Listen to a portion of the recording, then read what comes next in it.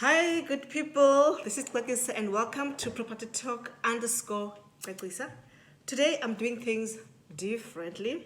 As you can see, I'm eating, so I'm trying to be healthy, guys. Yo, festive. Hey, itishana bantu, So so I'm fighting my weight, guys. I'm hopeful. So today I'm going to just actually do things differently, not the normal way. The normal way I always come with my videos to demonstrate something, to educate. It's all about talk. You don't sometimes, they don't actually connect to what I'm saying. Like, let's say, I'll talk about how to buy a property, what are the steps. And I they don't understand, okay, I get this information, how do I implement it to my own life? So it's important that we as people that come to these platforms and educate, we need to actually bring it into the practical so that people can relate and connect to our own lives as well. I think that we just come and talk. It's all about the talk show. But anyway, I'm not there now. Okay, I'm okay. So there's I made guys, it's supper. It's late and I decided I'm gonna eat something healthy today. So yeah, hopefully it's going to work. So I want to share to you guys my journey, the journey that I want to start. I want to actually invest into flipping, property flipping. So that's a journey that I want to start. That's a project that I'm planning to do. So I've got this property that I've bought recently, and I feel good it's going to be limitation of the business that I want to start. So I've been doing a lot of thinking recently, especially from November last year up until now. Okay, what do? I don't have enough cash flow. Yes, I've been doing some saving, but the challenge is when you're doing a flipping of properties, you need to have a good cash flow, because let's say you buy a property that is not in good condition and it needs to be renovated in terms of kitchen, the flooring, the ceiling, and so on and so on. So you need actually to have at least about $500,000 to do that. So I don't have that kind of money. So I need to make a plan of how I get to that. So now I have this property that I recently bought, and it's not a residential property. It's in Cape Town. It's actually a very big house. It's a 6-bedroom house, and I know it's big.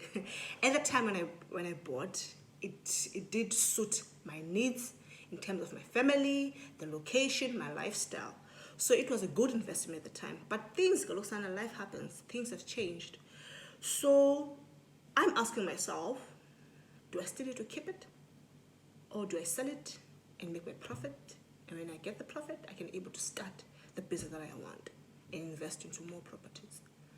So it's like being the girl that is always, practical and making things happen. I'm not a person that is not patient. Guys, I'm not patient. People always say, you're not patient. Yeah, I'm not patient.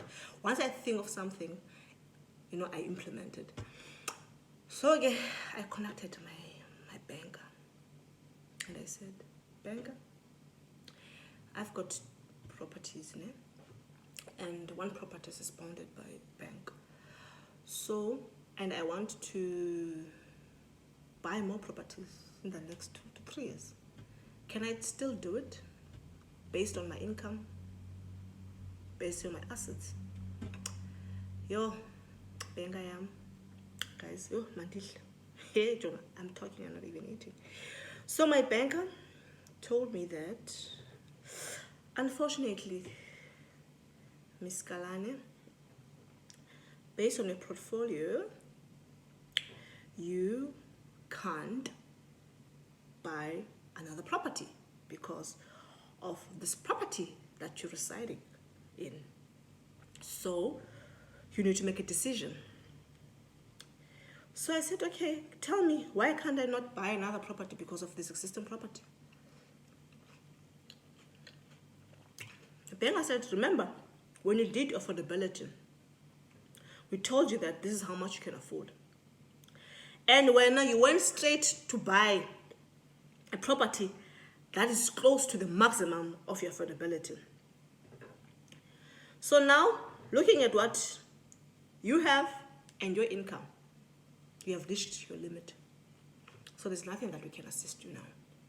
Unless you sell it. Then you can buy more properties. So you must be careful next time that if, let's say, the bank says that you qualify for a 3 million property, you don't go look for a 3 million property. You go up look for a property that is at least 1.5 million. So that you still have that 1.5 million that you can buy a next property or even other properties, because now we have reached limit here. So for me, that came as a shock. But anyway, I took her up. So it's okay. I told him that I've made a decision that tomato is very nice. I made a decision that I'm gonna let it go, because this property no longer serves my needs. I don't need a 6-bedroom house. Secondly, a big property is expensive to maintain. Thirdly, I'm also thinking of relocating from the suburb to a suburb that is closer to my workplace. So keeping it doesn't make sense at this point. And the nice thing at Banker is that even though I bought it at a maximum of my affordability in terms of the home loan, I bought it at a far less market price, because the property actually was selling for 2.5 million. And I negotiated, guys. Yeah, it's good to negotiate. I negotiated with the seller, and the seller agreed to sell it at 2.1 million. So I saved 400,000 K. So that was a win. And at this point, the property is at a market value of 2.6 million. So even if I sell it, I can still make a profit. So even though it's still, within 6 months of owning the property, I'm not going to make a loss, because also my plan as well is to actually revamp it. There's a lot of things that I need to fix in this house, because in negotiation, it's easy to negotiate an existing house that there are still defects that you need to fix. Unlike a house that is pretty new, what do you negotiate for? So with this property, there were still things that I need to fix, like the swimming pool, it needs to be fixed. The tiling needs to be changed. The kitchen needs some revamping. So there's a whole lot of other things, but not that much. So then my banker said they will look at my equity of the bond and see if they can assist me. So I'm crossing my fingers, guys. Because I bought it at a very low price against a market value. That's why it's easier then for the bank to see how they can assist me to get more money so I can fix the house and sell it. So this will actually be the first flipping house, because it's within 6 months, basically. So that's the journey, and I'm going to embark on, and I want to share with you that we can learn the ins and the outs of property business. Oh God, this thing is not.